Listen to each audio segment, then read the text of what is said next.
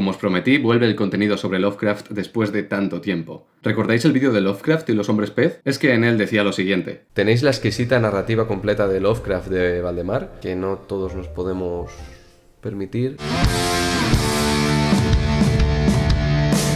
Y es por ello que traigo una reseña de toda su obra. Lo que me interesa es repasar la narrativa del autor para ver cómo evoluciona o qué elementos va incorporando a ella. Así como una especie de guía, porque quiero que los que aún no lo habéis probado os sirva para empezar a leer al autor, de las historias más importantes o que más me han gustado a mí y a mi club de lectura. Por no decir que esto es la primera parte, debería estar loco para querer abordarlo todo en un mismo vídeo. Y quién sabe, quizá podamos desentrañar el porqué de la importancia de este autor, por qué su obra, que en vida fue menospreciada por la crítica, ha envuelto con sus tentáculos casi todo lo que conocemos por horror contemporáneo. ¿Por qué hay una pintada de él en el plató de la Resistencia? Bienvenidos a las profundidades de Lovecraft.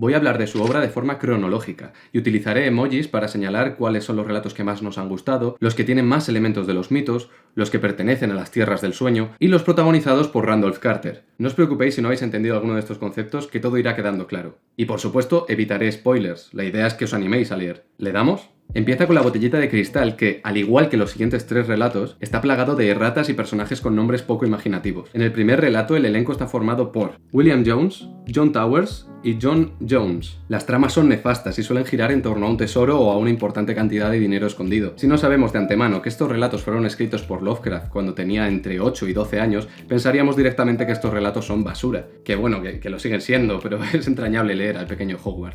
La bestia de la cueva es quizá uno de los puntos de inflexión más importantes, pues aquí ya busca explorar el miedo. En los anteriores escritos encontramos referencias a uno de los autores más importantes para él, Edgar Allan Poe, y en este relato, en el que un hombre se pierde en una cueva y empieza a escuchar a una criatura en la oscuridad, podemos encontrar un recurso que toma prestado de Poe y que seguirá utilizando más adelante, las mayúsculas o cursivas para recalcar algo y llamar la atención del lector. Digamos que es un jumpscare pero literario. Busca más o menos el mismo tipo de impacto. A partir de este relato encontramos otros muy interesantes, tales como El alquimista, no confundir con el de Paulo Coelho, en el que introduce el misterio mezclado con la magia negra, un punto muy importante en su literatura. La tumba, de tintes góticos, pero en el que ya se empiezan a plantear la locura y las ensoñaciones como verdaderas realidades en contraposición a la experiencia empírica. Y Dagón, en el que empieza a indagar en los horrores del mar y en la posibilidad de culturas antiguas y desconocidas, así como ritos paganos y criaturas que perturban a uno de solo mirarlas. Con frecuencia me pregunto si no es posible que todo haya sido pura ilusión, un delirio producto de un mero ataque de fiebre debido a la insolación. Pero siempre que me lo pregunto, aparece ante mí como respuesta a una visión terriblemente gráfica. Lo cual nos lleva a... ¿cómo os lo explico? Digamos que a los protagonistas de Lovecraft no les suelen salir muy bien las cosas. Spoiler alert, la mayoría acaban locos o muertos. Amigo, todos vamos a morir. Así que tranquilos, no es tanto spoiler porque siempre está ese 50-50, ¿no? Loco o muerto. Podríamos decir que los famosos mitos de Cthulhu ya están calentando motores en este relato, pero todavía nos quedan muchos fuera de esta mitología tan famosa del autor de Providence. Tras un par de relatos bastante olvidables, donde Lovecraft hace una especie de parodia de un folleto amoroso o simplemente pone a prueba su estilo, entramos en la zona de los sueños. Me lo acabo de inventar. En esta parte tenemos relatos como Polaris, Al otro lado de la barrera del sueño o Memoria. En estos relatos encontramos una carga onírica como nunca antes habíamos visto. También es que llevamos poco, ¿eh? Visiones de grandes y extrañas ciudades, de otros tiempos, de otros seres. De esta tanda me gustaría destacar Al otro lado de la barrera del sueño, donde vemos cómo se está acercando cada vez más al estilo que le caracteriza e introduciendo algunos elementos característicos del denominado horror cósmico. De hecho, podemos ver cómo el protagonista tiene una conversación directa con un ente extraterrenal a través de un aparato que permite la comunicación entre dos mentes sin la necesidad de mediar palabra. Está guapo. El viejo Bugs es otro relato algo olvidable. Quizá podría utilizarse para psicoanalizar a Lovecraft y sus problemas paternofiliales, pero fuera de eso, y a mi parecer, carece de interés. Al contrario de los que vienen después, del que me gustaría destacar la transición de Juan Romero, donde pone en práctica casi todo lo aprendido previamente. Culturas antiguas, las profundidades de la tierra, en este caso en vez de en el mar, en una mina, y finalmente sueños e inquietud por saber cuál es la verdadera realidad. Y cómo no, racismo.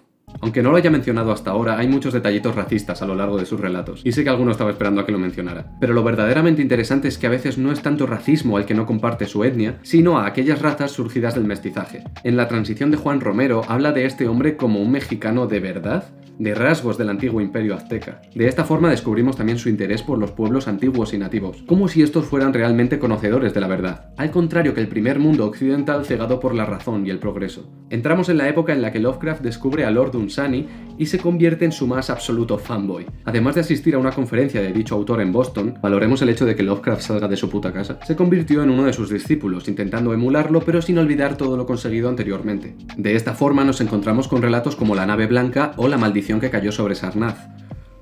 O Sarnath. No sé cómo... Relatos fuertemente inspirados en días de ocio en el país del Jan de Lord Dunsany. En el primero nos encontramos el viaje de un farero por tierras remotas a través de su imaginación, que es lo que en resumidas cuentas caracteriza a Lord Dunsany. En el segundo podemos encontrar una referencia directa al portón de marfil que encuentra el protagonista del relato del irlandés. Vaya frase, ¿no? Solo que en otro objeto y otro contexto. Pero es descarado, ¿vale? Que, por cierto, mucho ojo con la maldición que cayó sobre Sarnath, porque lo que ocurre en este relato, por muy obtuso y surrealista que sea, es mencionado en muchos de los relatos de los mitos per se. Digamos que es como una especie de background que tienen. Telefais, la ciudad sin nombre, los otros dioses, la búsqueda de Iranon, son otros de los relatos más dunsanianos que encontramos en la bibliografía de Lovecraft. Dunsanianos, tío. Lovecraft es conocido sobre todo por sus mitos de Cthulhu, pero otra parte troncal de su obra y a la que estos mitos le hacen sombra es la de su ciclo onírico. Influenciado, como he dicho, por Dunsany, trabajó en esta idea de un mundo accesible a través de los sueños y ensoñaciones, que cuenta con sus reinos, sus pueblos y sus deidades. Es algo abstracto, pero qué sueño es totalmente lógico. Marcaré con la luna aquellos relatos que formen parte de este ciclo onírico o que a mí me parezca que tienen que ver con las tierras del sueño. Seguiríamos con el testimonio de Randolph Carter, un relato al clásico estilo en primera persona, esta vez en un interrogatorio policial. Volvemos a encontrarnos a la tecnología como el eje central de lo terrorífico en este relato, pues todo lo horrible que ocurre en esta lo vivimos al otro lado de una línea telefónica. Además de esto, parece que se empieza a cocinar la idea del Necronomicon, pues el amigo del protagonista, un hombre obsesionado con lo oculto y las lecturas prohibidas, posee muchos libros en el idioma de este. Como es bien sabido, el Necronomicon es el libro ficticio más importante dentro de todos los grimorios de la mitología lovecraftiana, escrito por el árabe loco Abdul al-Hazred, del cual falta poco para su primera aparición. Por otro lado, no olvidéis el nombre de Randolph Carter, pues era un personaje recurrente y un obvio alter ego de Lovecraft. Obvio. Le sigue el viejo terrible, que parece una especie de chiste en el que un italiano, un polaco y un portugués entran en casa de un siniestro señor. El árbol, una especie de fábula fantástica situada en la antigua Grecia con detalles de su folclore. Y, según coincidimos en nuestro club de lectura, una historia de amor homosexual.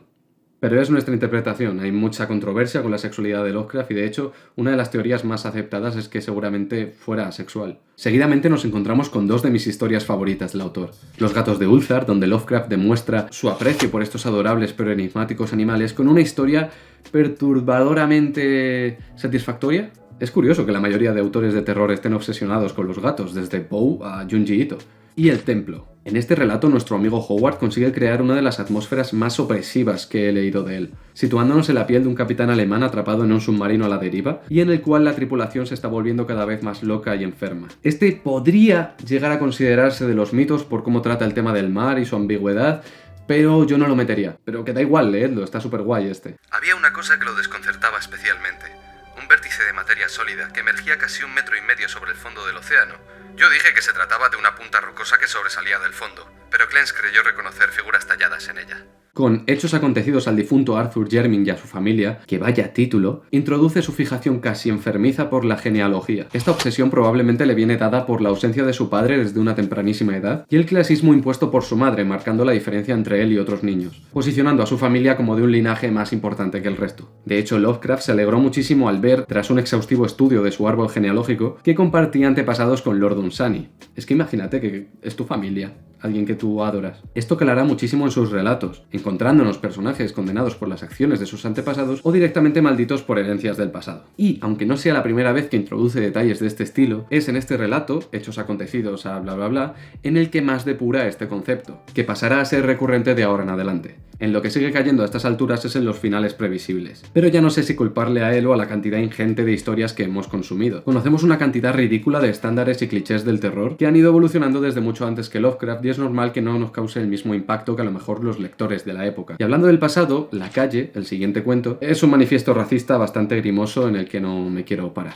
Gonzalez vuelve a tratar el sueño como evasión desde un punto de vista más realista, llegando a mencionar el uso de drogas con el fin de acceder a ese mundo de los sueños. No es la primera vez que se mencionan, pero aquí se enfatiza en ello. Y más adelante volveremos a ver los estupefacientes como portal o barrera frente a estas tierras del sueño. Me gustaría hacer un inciso para recomendar Ghostland, que además de tener un montón de caramelitos para los amantes de Lovecraft, está inspirada específicamente en este recurso del autor, el sueño como escape. Es una película bastante dura, pero si te gusta este rollo es imprescindible. Me gustan las historias de terror.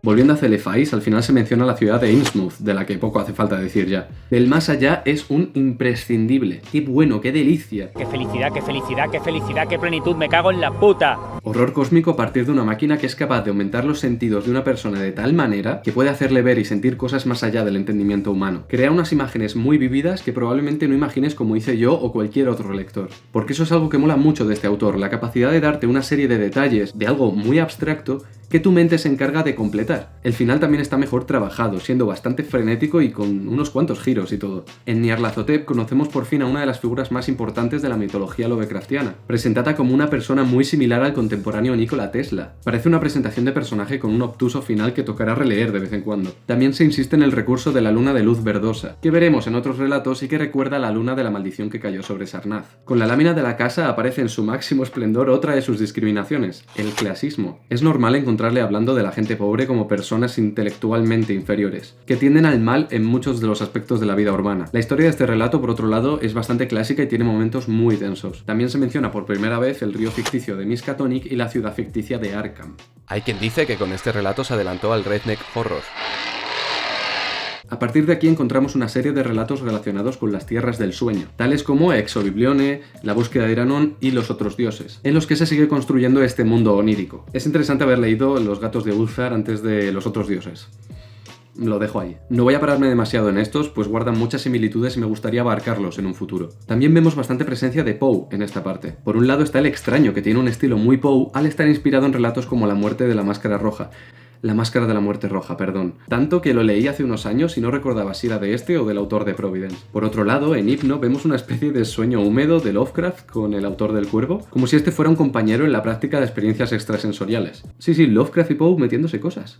Está escrito de tal forma que nuestra mentalidad contemporánea de 2020 nos haría pensar que es una historia sobre dos amigos, algo más que amigos, que disfrutan del consumo de drogas. Otros de los relatos agrupados aquí serían Lo que trae la luna o Azathoth, ambos realmente oníricos y difusos que se centran también mucho en la creación de imágenes. Y sí, Azathoth es el nombre de uno de los dioses más importantes de su mitología, pero curiosamente no trata tanto sobre este, sino sobre un individuo que es capaz de ver más allá de la cegadora urbe. Se trata de un fragmento de lo que iba a ser una novela que nunca llegó a terminar, pero se quedó con este curioso nombre. Esa última plaga amorfa del más profundo desconcierto, que blasfema y se burla en el centro del espacio infinito, el desmedido sultán de los demonios Azathoth, cuyo nombre ninguna boca se atreve a pronunciar en voz alta, y que roe ávidamente en inconcebibles aposentos oscuros, más allá del tiempo, entre los exasperantes redobles apagados de viles tambores y el débil y monótono gemido de flautas odiosas. Este es bueno.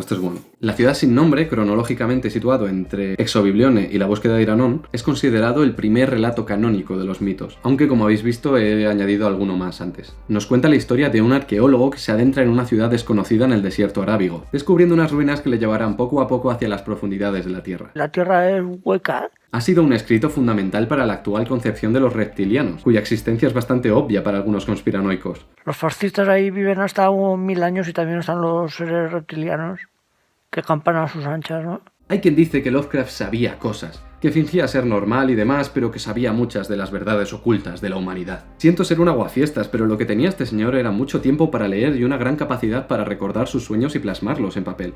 Muchos de sus relatos, incluido este, están basados en eso, en un sueño. Fuera de este terror tan antiguo y grandilocuente, La ciudad sin nombre funciona muy bien en cuanto a terror situacional, poniendo al protagonista en aprietos en los que a muy pocos nos gustaría estar. En cuanto a referencias, se menciona lo de Sarnath como si fuera algo que ocurrió, y algo aún más importante, al árabe loco Abdullah Harret. Tengo unos problemas para decir su nombre, y su mítica frase, que no está muerto lo que yace eternamente, y con los eones extraños incluso la muerte puede morir. Incluida en el Necronomicon. Los cuerpos de aquellas gentes, siempre representados como los reptiles sagrados, parecían ir consumiéndose poco a poco, aunque su espíritu, que mostraban planeando sobre las ruinas a la luz de la luna, aumentaba en proporción. Sacerdotes demacrados, visualizados como reptiles con aparatosos ropajes, maldecían el aire de la superficie y a todos los que lo respiraban, y una terrible escena final mostraba a un hombre de aspecto primitivo, despedazado por los miembros de la raza más antigua. Y de vez en cuando salen a la superficie para raptar a alguno de nosotros y se lo comen vivo. Tras la ciudad sin nombre y entre todos estos relatos oníricos, encontramos otras historias algo más clásicas, en términos lovecraftianos. La Ciénaga Luna, repleta de elementos ya comunes en casi todas sus historias, la música de Eric Zahn, donde usa esta rama del arte como recurso para el terror, y Herbert West, Reanimador, una historia sobre... bueno, es que os lo podéis imaginar. Bastante inspirada por Shelley y, al haber sido publicada en fascículos, plagada de recordatorios muy cansinos de lo ocurrido en el capítulo anterior. Quizá os suene por la película de 1985 Reanimator, ¿no? Una adaptación que, a pesar de ser bastante libre, está muy bien, dentro de lo que significa estar bien en este género que a tantos nos vuelve locos. It will scare you to pieces. Entonces a Lovecraft le da por las ratas, la degeneración genética y Holanda en los siguientes 3 relatos. El Sabueso, donde se menciona una carpeta sellada bastante peculiar. No solo encuadernada en piel humana, sino que contiene dibujos desconocidos e innominables que se rumoreaba habían sido realizados por Goya. Me hizo gracia este apunte. Y por fin encontramos la primera mención al Necronomicon como tal. El miedo que acecha y las ratas en las paredes son otros relatos que mantienen estas características. Pero no sé si los incluirían los mitos. Seguimos con maraguntas de seres extraños y cavidades bajo tierra en las que se realizaban rituales oscuros y tal. Y en las ratas en las paredes encontramos un cameo del gato de Lovecraft que se llamaba Niggerman. A ver si adivináis de qué color era. Lo Innominable, donde volvemos a ver a Randolph Carter. Durante la lectura de este volumen yo ya estaba mosqueado por el abuso de este adjetivo, innombrable o innominable, y el título de este relato ya parecía el punchline de la broma. Pero el mismo protagonista, que se trata del alter ego de Lovecraft, hace el siguiente apunte. Además, añadió Joel, mis constantes referencias a lo innominable y a lo incalificable eran un recurso pueril, muy en consonancia con mi escasa categoría como escritor. I don't understand anything. A partir de aquí empieza a depurar el concepto de secta y sus liturgias, el ceremonial. Le guardo un cariño especial a este relato porque fue el primero que leí cuando era un adolescente. Y bueno, entendí más bien poco, pero no sé, me gustó, me pareció curioso.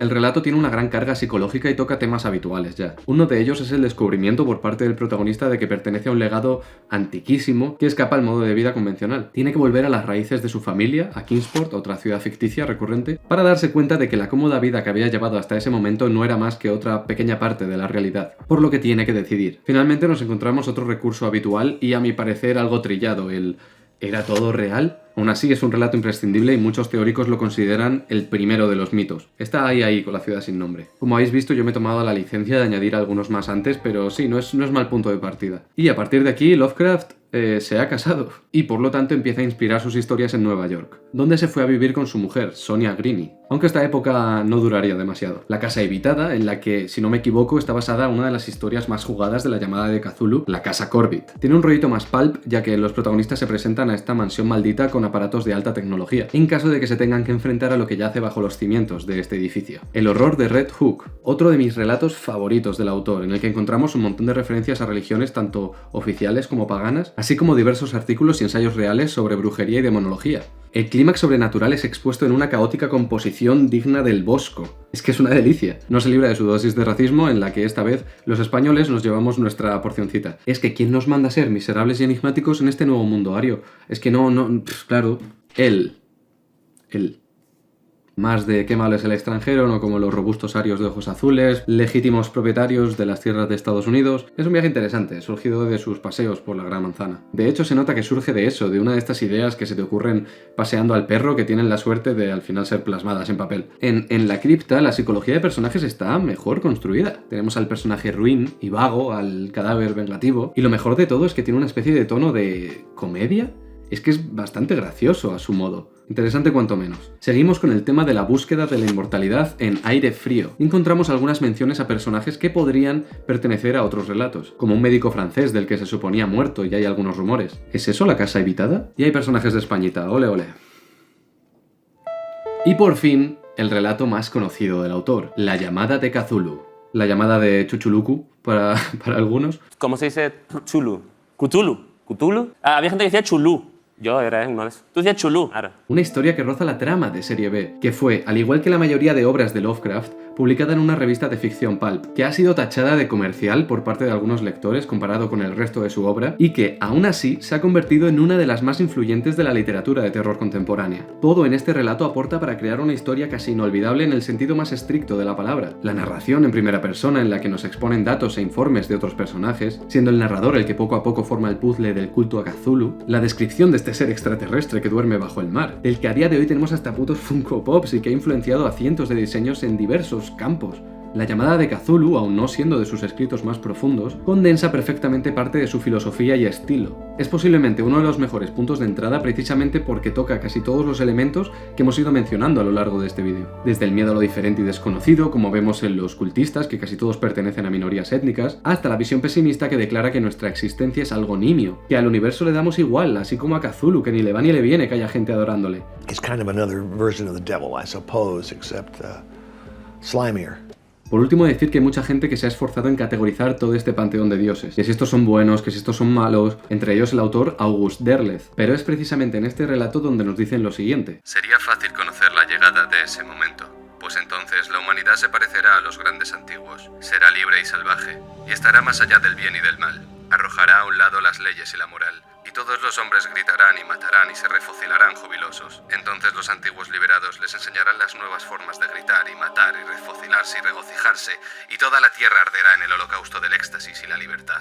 Si la humanidad no significa nada para ellos, ¿qué les importará la moralidad? Algo totalmente humano. El modelo de Pickman. Este es otro clásico. Ya hemos visto al autor jugar con las distintas ramas del arte para representar estos horrores más allá del entendimiento humano. Digo mucho eso, ¿no? Lo de entendimiento humano. Desde la escultura, como ocurre con las tablillas de la llamada de Cthulhu, hasta la música de Eric Zahn, donde obviamente pues, es el violín, ¿no? Lo que utiliza para representar estos horrores más allá del entendimiento humano.